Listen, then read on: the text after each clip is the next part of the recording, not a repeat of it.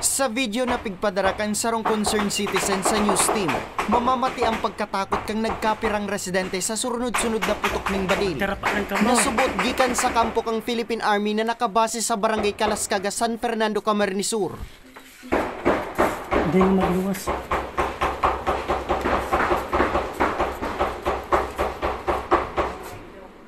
Ang ilang ito gardan nindo.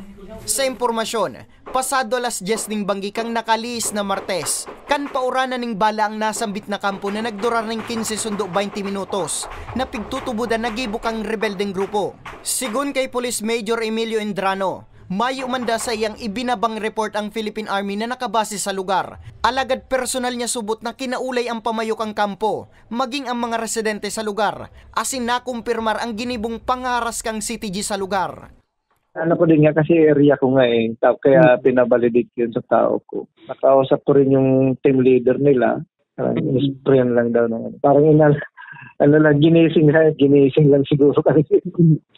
Basta ang ninda, talaga tapot man sa mga tao ko Basta nga sir, may nadahog niya kami ng minadahog niya kami ng putukan niya.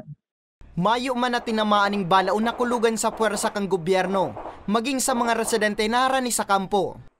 Sa ngunyan lang naman nagkaiba ng araw kayo.